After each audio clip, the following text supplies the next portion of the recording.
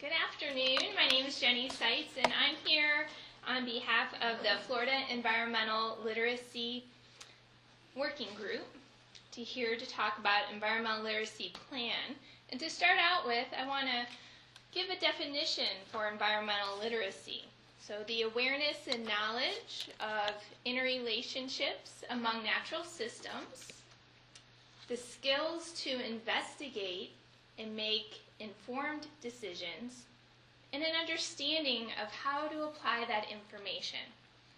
And that is a definition that comes from Kevin Coyle's Environmental Literacy in America report from 2005. He has an entire chapter on environmental literacy, but that's just one small section to help us frame what we're talking about when we are talking about environmental literacy.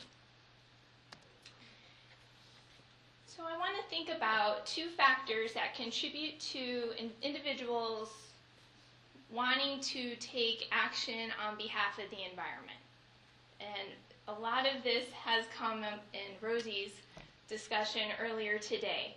As children, if you are taken outside in nature, have positive experiences in the outside world, you develop a relationship, you're more inclined to take action. And also, if you are in a natural area, taken outside by a grandparent, trusted teacher, somebody that you as a child respect, you are more likely to, of course, listen to what they tell you. And if you, as an adult, are teaching the children about respecting nature and how to care for it, that goes into a long way for when that child becomes an adult and has the opportunity to take action on behalf of the environment.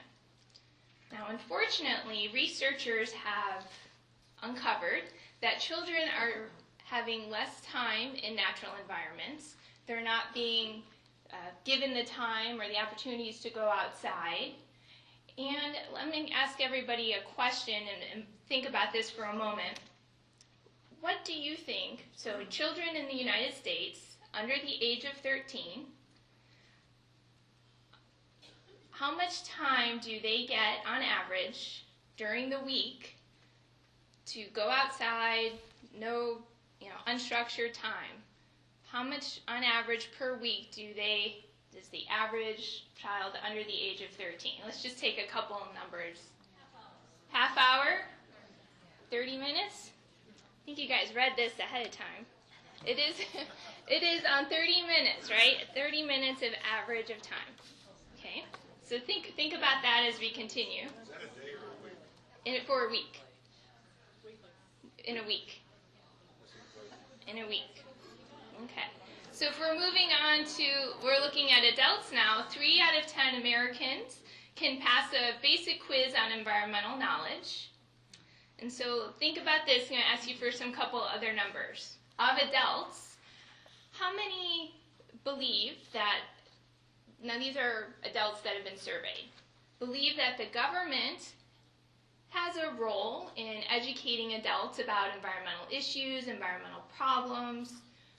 What percentage of adults believe that government should help inform people? 3 out of 10? 20%, 70%, 86%.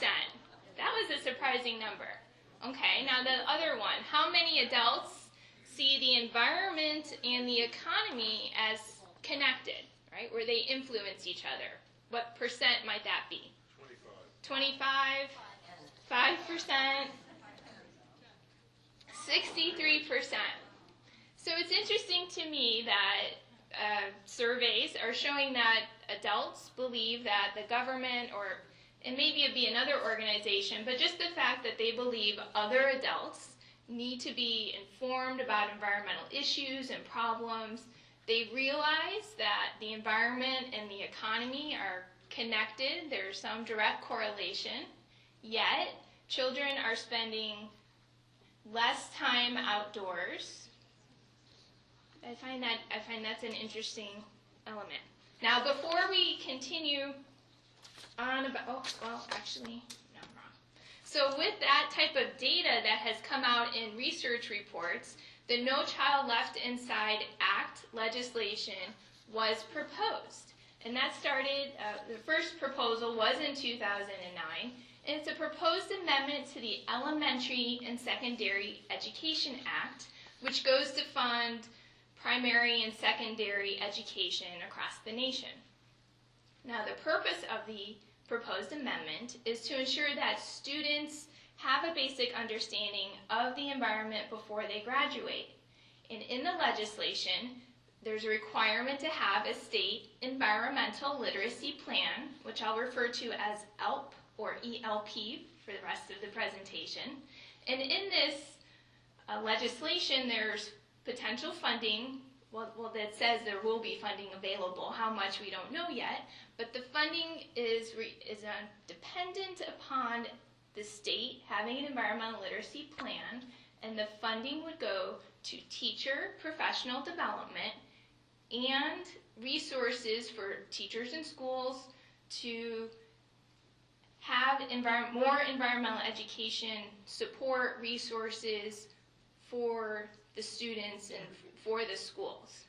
So the plan is, the part of that is to increase teachers' content knowledge, ability to do environmental topics so that the children are environmentally literate when they graduate.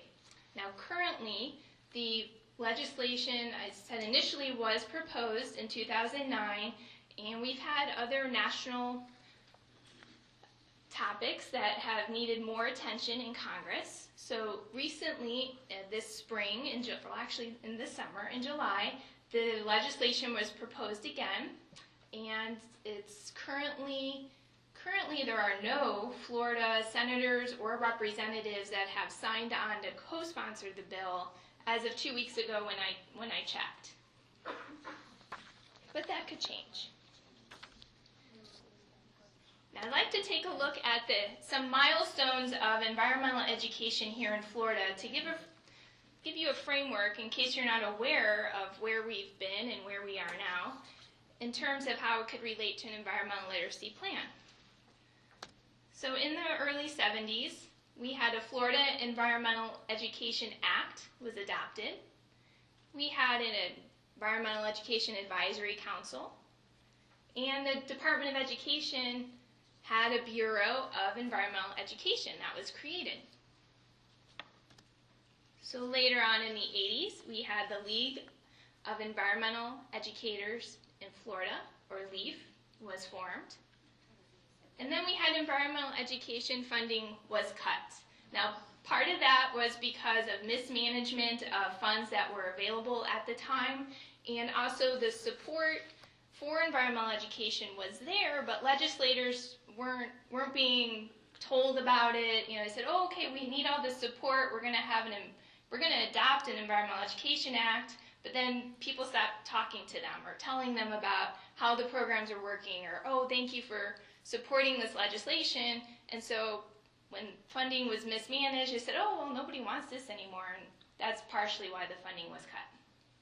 So the environmental education community supporters rallied together and convinced the legislature to pass a comprehensive environmental education act, and with that, a plan was also developed, a comprehensive environmental education plan. So now we're in the later 80s, and with that plan, we have a Save Our State Environmental Education Trust was created, and what a great trust that was. That went to, a lot of the funding that went into that trust came from the sale of panther license plates, manatee license plates, partial funding from fishing licenses, hunting licenses, different elements of that. That trust went to pay for the regional service projects, RSPs. I think we had 6 or 7 across our state. Oh, 5? Okay, thank you. Only 5, but they're still great. There were 5 across the state. They were, if you aren't familiar with what they were regional sources of environmental education resources. They provided trainings. If you needed anything environmental education, you went to those projects, and they had all sorts of resources available. The funding also went to have mini grants for teachers. And also at this time we had the State Committee on Environmental Education, or SEEN, was formed. Now the State Committee on Environmental Education is an informal group. They don't have any power, they don't have any money, but the primary membership of that group were governmental agency representatives, and now there's a number of nonprofit organizations, and anybody can really be a member of it. And the purpose of that is to network and see how we can move environmental education and share what everybody's doing. Okay, so we had funding in place. Then we go into later in the 90s. The Department of Environmental Protection in our state created an Office of Environmental Education. Wonderful. We still are doing good. And then all our funding got cut. The RSPs were dissolved. The Department of Education's Office of Environmental Education was dissolved. The Advisory Council on Environmental Education, they were a group that advised legislation, was dissolved. Not a good time for environmental education in our state at the state level. So in 2008, SEEN created and published a State of Florida Environmental Primer, and it was a short little booklet that went to all the Florida legislators and also the governor's office, and it had definitions about what the environment, a lot of words that we all know here, but it defined them. It also highlighted different programs that were going on throughout the state. And so this one way to try to encourage, hey, environment's still here. What are let's make sure everybody's aware about it. This is also the same time the No Child Left Inside Act was proposed. So Florida started a discussion about what can we have for an environmental literacy plan. And then we had our funding for our environmental education specialist at the Department of Education ended. So that was sad news. But we have a lot going for us now. So in 2009, the Florida Environmental Literacy Plan Working Group was created based on the legislation that was proposed. And the group has 3 different goals. The first goal was what does environmental literacy mean to Florida citizens? The second was, what recommendations can we provide to the Department of Education on what an environmental literacy plan for Florida should look like? Because per the legislation, the Department of Education needs to either be in charge of the environmental literacy plan or work with a partnering agency organization in the state to have a plan or be working on one. And lastly, we want to create a plan for all the citizens in Florida, not just focus on schools and school-age children. We wanted to see a much larger thing occur. And at this time, we have over 100 citizens in our state that are part of the working group. Anyone is welcome to join us. We're all volunteering our time to work on a plan and see what else we can do. Now, the goals of the literacy plan are 3-pronged. And the goal overall is to build literacy from children to adults. So we can do this in a couple different ways. We can have curriculum enhancement in the schools. We can provide more informal educational opportunities for both adults and youth. And we can work to have greater coordination and cooperation among nonprofits statewide that can share and promote their resources to the public. We can probably do a better job of working together. So we're not all recreating the wheel. So with that, I'd like to go over the different sections that are actually in the environmental literacy plan so you can see what exactly we're talking about. So content standards, we are not talking about creating more standards. We're not talking about creating separate set of standards or trying to change what is currently adopted. What we're looking at is, okay, if we have state standards that are adopted, which ones have environmental content directly in the language of the standard? Okay, let's put them over here. And which of the standards can we infuse some environmental education across the curriculum. So it's more about looking to see what we have, how we can make those different connections. Now, with content standards, we have curriculum and instruction. The two sections are similar. So curriculum and instruction is more about how do you actually teach that.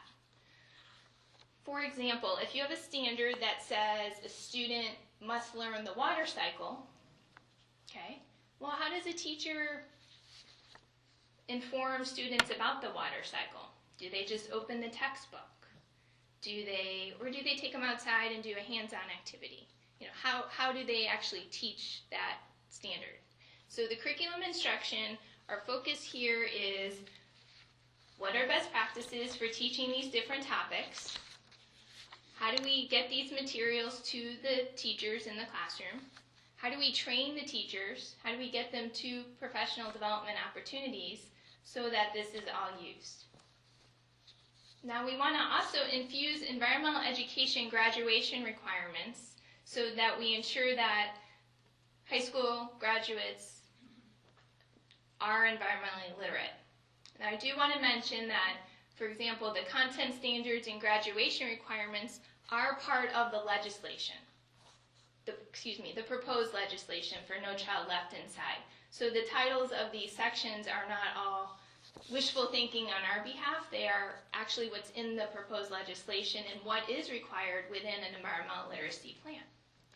Now, community education, this is the part that's not part of the plan, but that we feel strongly about, where we want all of our citizens within our state to become environmentally literate. And so this is where we can have more of the non-formal education for adults. What are different actions that we can take to increase public participation in programs so that at some point in time, adults and children, when they're not in school, eventually become better environmental stewards.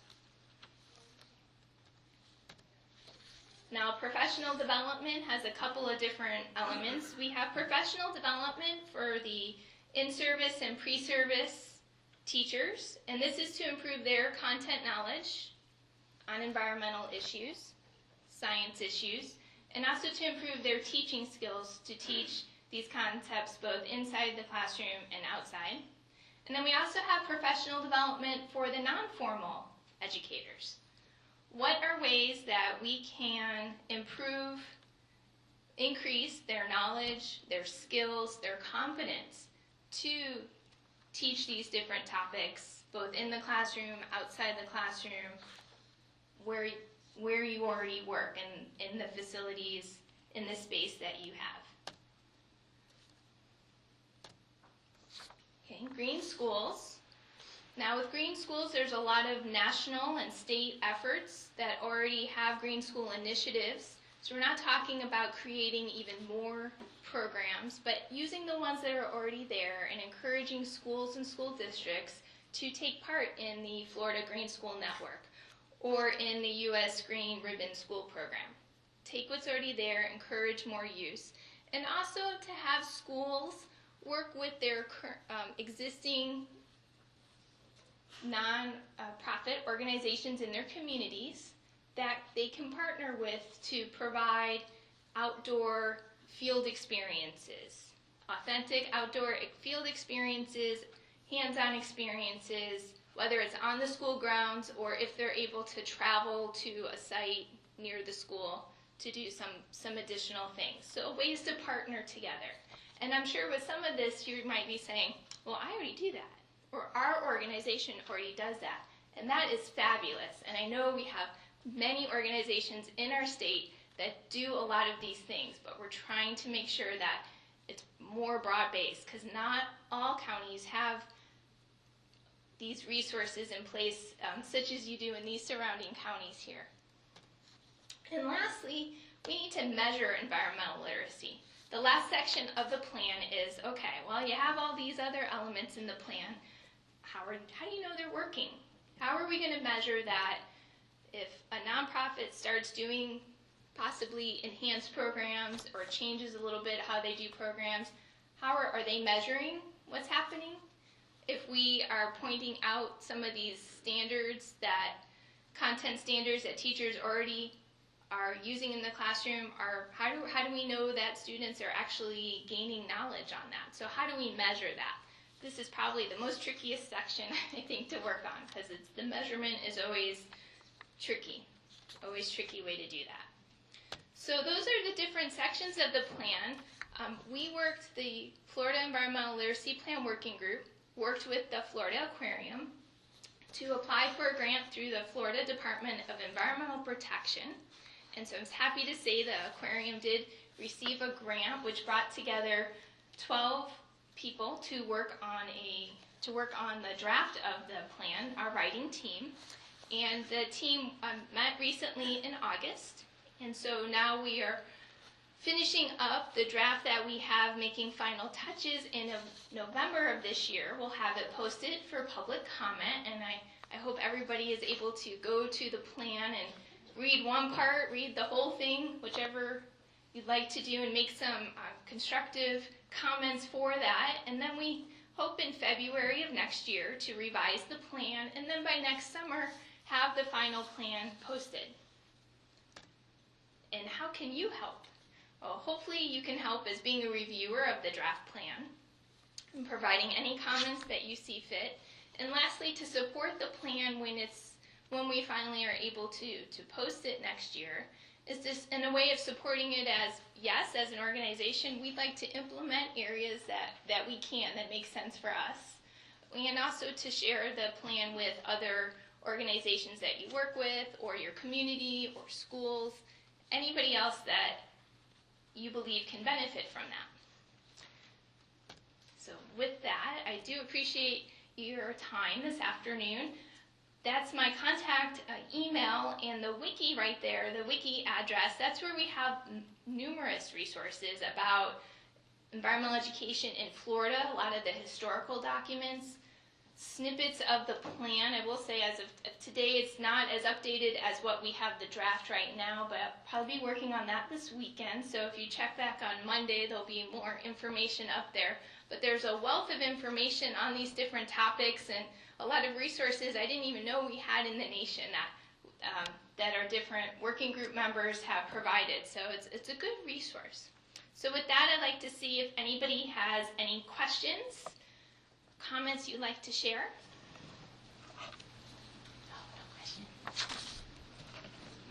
Oh, yes.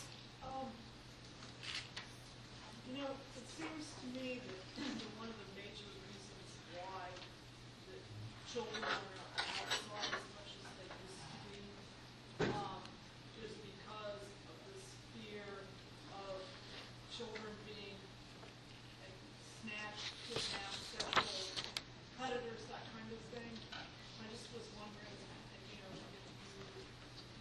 have any statistics on that. I don't think that parents today necessarily let their children out of their sight, which is totally foreign to me, because I didn't grow up that way.